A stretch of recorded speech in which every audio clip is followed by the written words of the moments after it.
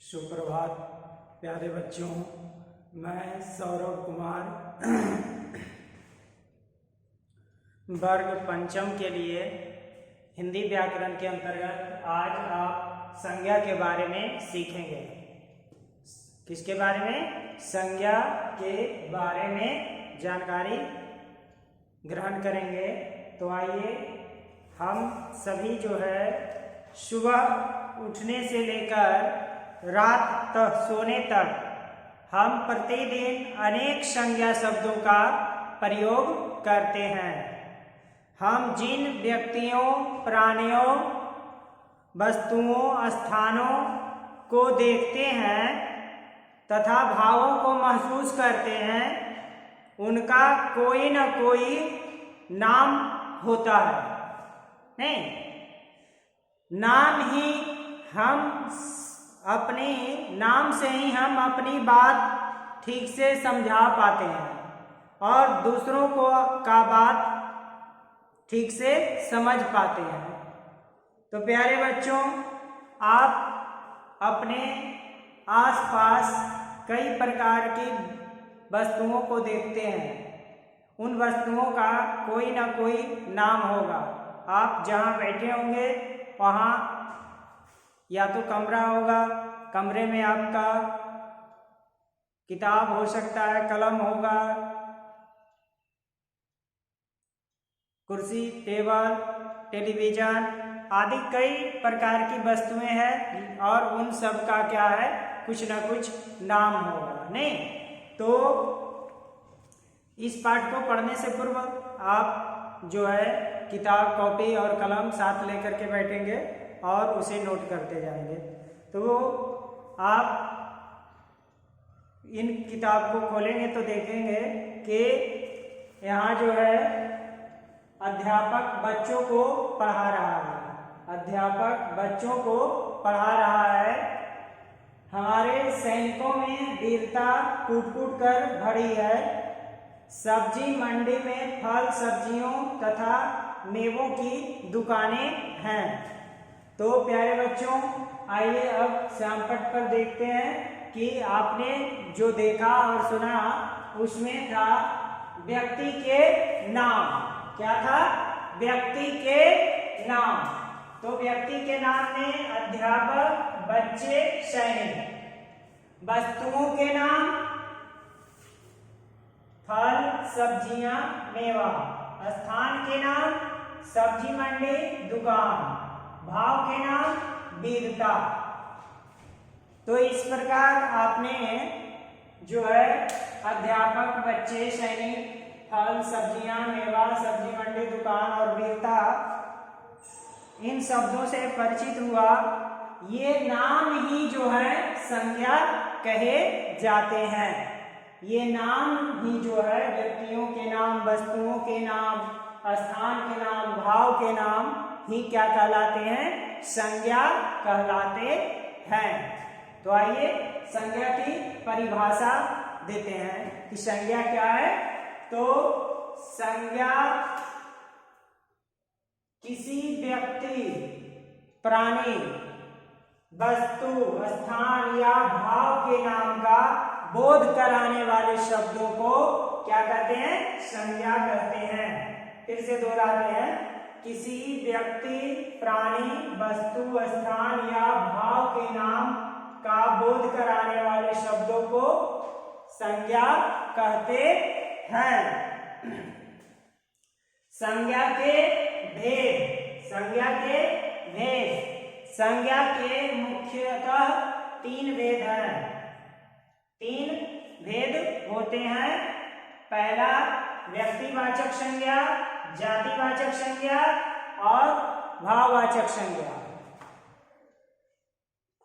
तीन भेद हैं, व्यक्तिवाचक, जातिवाचक और तीसरा जो है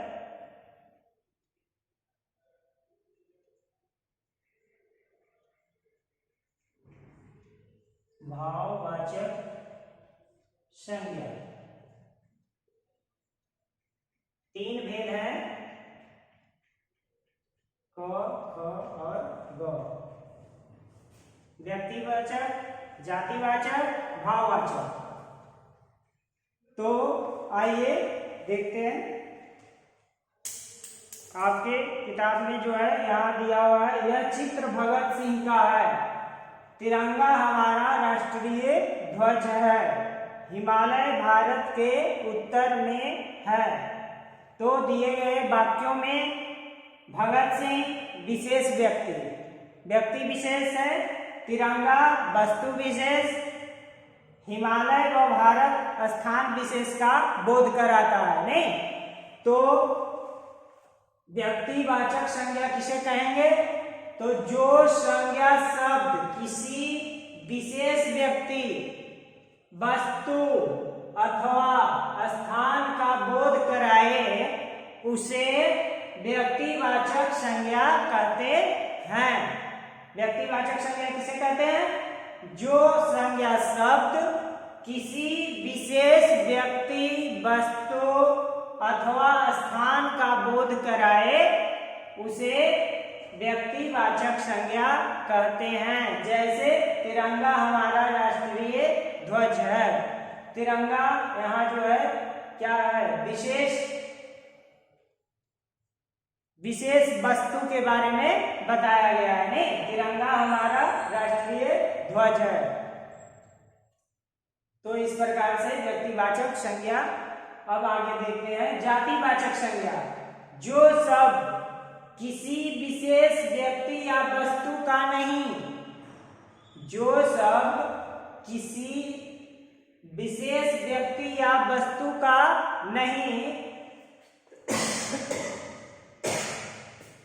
बल्कि उसकी संपूर्ण जाति का बोध कराते हैं, उन्हें जातिवाचक संज्ञा कहते हैं। आइए फिर से दोहराते हैं। जो शब्द किसी विशेष व्यक्ति या वस्तु का नहीं बल्कि उसकी संपूर्ण जाति का बोध कराते हैं, संपूर्ण जाति का बोध कराते हैं, उन्हें जातिवाचक संज्ञा कहते हैं। जातिवाचक संज्ञा के दो उपभेद होते हैं। जातिवाचक संज्ञा के दो उपभेद होते हैं। एक द्रव्यवाचक संज्ञा और दूसरा समूहवाचक संज्ञा। जातिवाचक संज्ञा के दो उपभेद होते हैं, द्रव्यवाचक और समूहवाचक। द्रव्यवाचक संज्ञा किसे कहते हैं? तो जिस द्रव्य या धातु को नापा, मापा या तौला जाए उसे द्रव्यवाचक संज्ञा कहते हैं। जैसे घी, दूध, दही, सोना, चांदी आदि। समूहवाचक संज्ञा जिस किसी भी संज्ञा शब्द से किसी भी समूह के बारे में बोध कराए। नहीं, किसी समूह के नाम का बोध कराने वाला शब्द समूहवाचक संज्ञा कहलाता है। जैसे झुंड, कक्षा, सभा, ये जो है क्या है? समूहवाचक संज्ञा के उदाहरण है। तो प्यारे बच्चों, आपको जानना है कि हम द्रवों को मापकर, जैसे 1 लीटर, 1 बोतल, 1 प्याला, नहीं 1 बाल्टी मापते हैं। नहीं, जैसे 1 लीटर तेल, 1 लीटर पानी, 1 बोतल पानी, 1 बाल्टी पानी, 1 प्याला चाय, 1 कप चाय। हम ठोस द्रव्यों को तौल करके तौल लेते हैं। जैसे 1 चम्मच चीनी, 1 किलो चीनी, नहीं 5 केजी चना, 1 कटोरा चावल, 10 ग्राम सोना, 5 किलो आटा। इस प्रकार से हम ठोस द्रव्यों को क्या करते हैं? तौलते हैं। और विस्तार से हम विस्तार वाले द्रव्यों का क्या करते हैं? नाप लेते हैं। जैसे 1 मीटर कपड़ा, 2 मीटर तार आदि। नहीं, तो इस प्रकार से जो है द्रव्यवाचक संज्ञाओं को जो है हम पहचान करते हैं और किसी भी समूह के नाम का बोध कराने वाले शब्द को क्या कहते हैं? समूहवाचक संज्ञा कहते हैं। आइए अब भाववाचक संज्ञा के बारे में विचार करते हैं कि भाववाचक संज्ञा क्या है, उसके बारे में पढ़ेंगे। तो आपने सीखा कि किसी व्यक्ति, प्राणी, वस्तु, स्थान या भाव के नाम को संज्ञा कहते हैं। संज्ञा के मुख्यतः 3 भेद होते हैं: व्यक्तिवाचक, जातिवाचक, भाववाचक। जातिवाचक संज्ञा के 2 भेद होते हैं: द्रव्यवाचक और समूहवाचक। अब आइए आगे भाववाचक संज्ञा के बारे में पढ़ेंगे।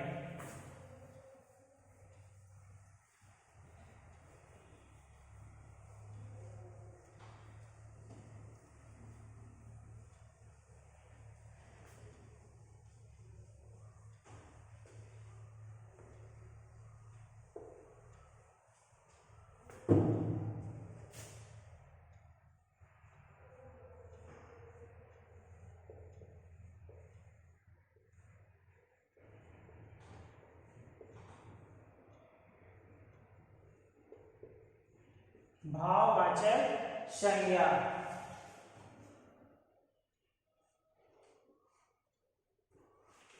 इसमें आप देखते हैं कि सालू और रीना की गहरी मित्रता है। अहिंसा सबसे उत्तम धर्म है। आलस्य मनुष्य का सबसे बड़ा दुश्मन है। तो इन वाक्यों में आपने जो है मित्रता, अहिंसा, धर्म, आलस आदि जो है भाव के नाम का बोध कराता है, नहीं?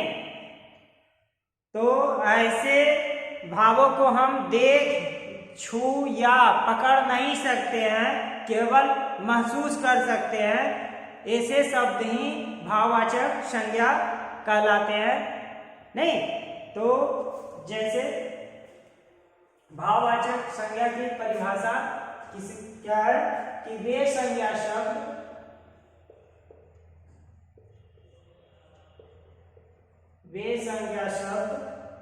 जो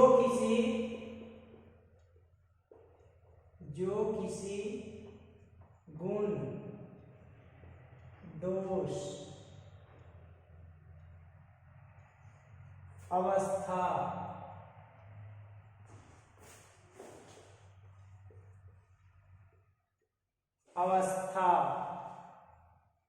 दशा,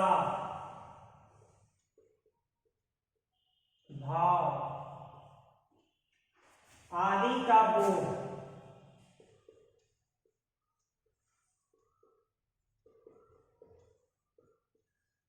जो वे संज्ञा शब्द जो किसी गुण, दोष, अवस्था, दशा, भाव आदि का बोध कराते हैं,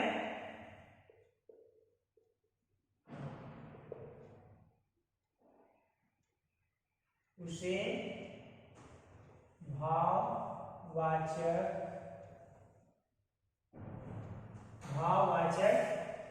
संज्ञा कहते हैं। जैसे मित्रता, अहिंसा, धर्म, आलस्य, बचपन, बुढ़ापा, खुशी आदि, ये सभी जो है भाववाचक संज्ञा का बोध कराने वाले शब्द हैं। अब इस प्रकार से संज्ञा के भेद समाप्त हुए। अब जो है भाववाचक संज्ञा बनाना, कैसे भाववाचक संज्ञा का निर्माण करते हैं, उसके बारे में जानकारी ग्रहण करेंगे। भाववाचक संज्ञा बनाना। भाववाचक संज्ञा बनाना। इसके बारे में कुछ शब्द मूल भाववाचक संज्ञा होते हैं। इसके अलावा जातिवाचक संज्ञा सर्वनाम, विशेषण तथा क्रिया शब्दों में प्रत्यय लगाकर भाववाचक संज्ञाएं बनाए जाती हैं। आइए कुछ जातिवाचक संज्ञा से भाववाचक संज्ञा कैसे बनाया जाता है उसके बारे में देखते हैं। पहला, जातिवाचक संज्ञा से भाववाचक संज्ञा। जातिवाचक संज्ञा से भाववाचक संज्ञा बनाना।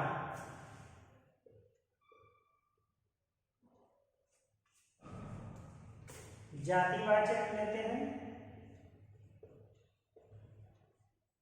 और भाववाचक बनाना है। इधर जातिवाचक भाववाचक बनाना है तो बच्चा, बच्चा, मानव। जातिवाचक दे रहे हैं स्त्री, शिशु,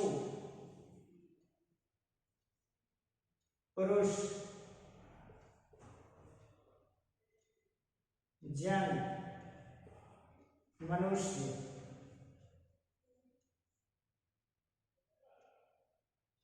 देव। आइए इन जातिवाचक शब्दों का जो है भाववाचक बनाते हैं। बच्चा से बचपन, मानव, मानवता, स्त्रीत्व, स्त्री से स्त्रीत्व, शिशु शैशव, शिशु से शैशव, पुरुषत्व, सत्व, पुरुषत्व, जन, जनता, मनुष्यता,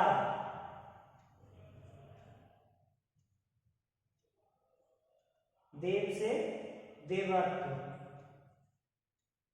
तो प्यारे बच्चों, आपने सीखा कि जातिवाचक से भाववाचक संज्ञा कैसे बनाया जाता है। अब सर्वनाम से भाववाचक संज्ञा बनाते हैं। सर्वनाम से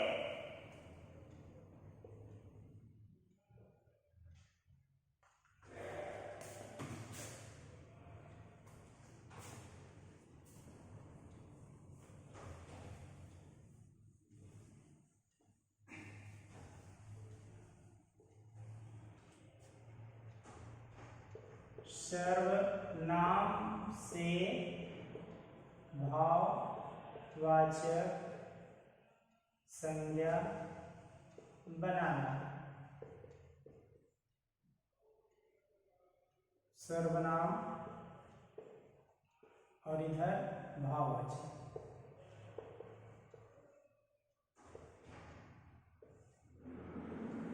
आइए कुछ सर्वनाम लेते हैं और उसका जो है भाववाचक बनाते हैं।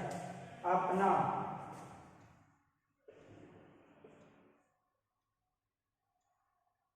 स्व, मम,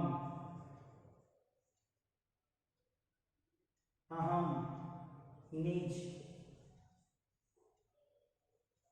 अहम, सर्व। ये सारे क्या है? सर्वनाम है। और इन सर्वनाम से भाववाचक बनाते हैं अपनत्व, अपनापन। ये दोनों जो है भाववाचक है। स्व, स्व से स्वत्व, स्वत्व। मम, ममता, मम, ममता। निज, निज, निजत्व।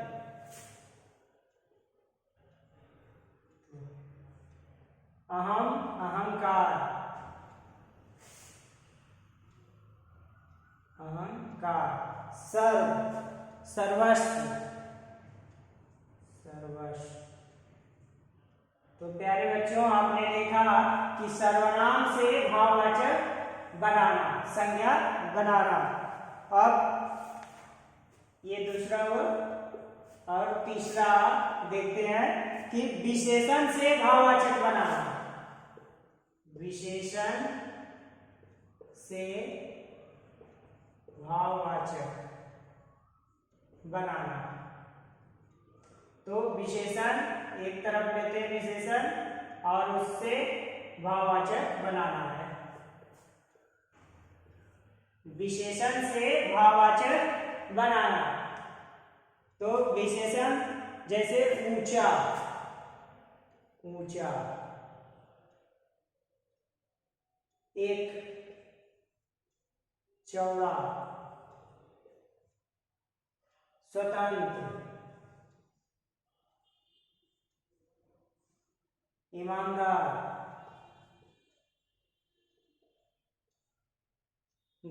अमीर। तो ये सभी जो है क्या है, विशेषण है। अब इन विशेषणों से हम भाववाचक बनाते हैं। ऊंचा से ऊंचाई, ऊंचाई, एक से एकता, चौड़ा से चौड़ाई, स्वतंत्र, स्वतंत्रता,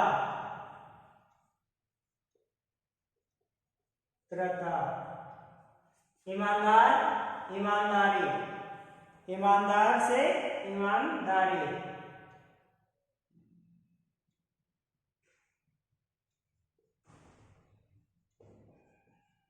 ईमानदारी, अमीर, अमीरी। तो प्यारे छात्रों, आप सर्वनाम से भाववाचक बना सकते हैं, विशेषण से आप भाववाचक का निर्माण कर सकते हैं। अब जो है क्रिया से भाववाचक संज्ञा बनाना, क्रिया से, तो उसके बारे में पढ़ते हैं। चौथा, क्रिया से भाववाचक बनाना।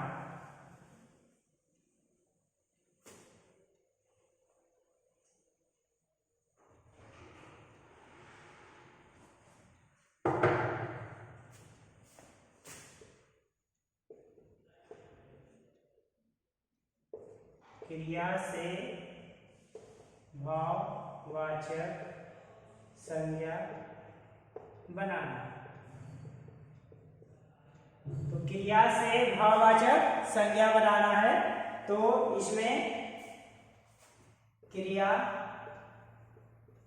और भाववाचक संज्ञा। तो आइए कुछ क्रिया के बारे में लेते हैं और भाववाचक। तो जैसे लूटना, लूटना क्रिया का पहचान है कि जिस शब्द के अंत में ना लगा रहता है, नहीं, ना वाले शब्द जो है वह क्रिया कहलाता है। जैसे खाना, पीना, रोना, हंसना, गाना, ये सब जो है। कमाना, ना, देखिएगा कि सभी शब्दों के अंत में ना रहेगा। पढ़ना, दौड़ना, दौड़ना, चलना, पीटना, लिखना,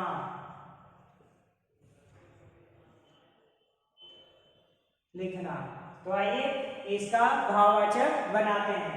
तो लूटना का लूट, लूट, लूटना का लूट, कमाना का कमाई, पढ़ाना का पढ़ाई, दौड़ना का दौड़,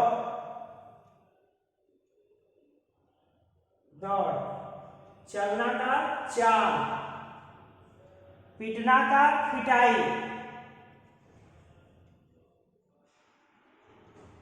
पिटाई, लिखना का लिखाई।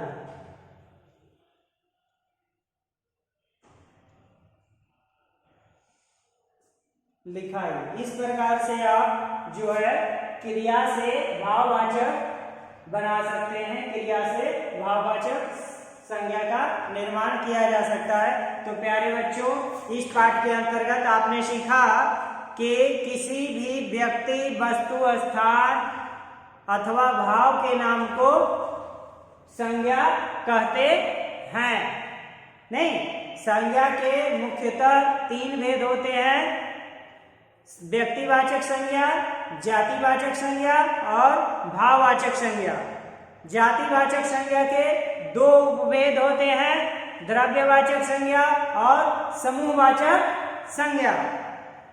जातिवाचक संज्ञा सर्वनाम, विशेषण तथा क्रिया शब्दों से भाववाचक संज्ञा बनाई जा सकती है। नहीं, भाववाचक संज्ञाएं बनाई जा सकती है। आपने इन चारों के बारे में अध्ययन किया। तो इस प्रकार से यह पाठ समाप्त हो गया और आप इस वीडियो को बार बार देखेंगे, दोहराएंगे तो आपको ज़्यादा समझ में आएगा और सुलेख लेखन का कार्य भी जो है आप सुचारू ढंग से करेंगे। आप समझदार हैं, बड़े बच्चे हैं और इसके अलावे आप जो है सभी जो होम असाइनमेंट दिया जा रहा है उसका जो है एक फेयर कॉपी में नोट करते जाएंगे, बनाते जाएंगे। धन्यवाद।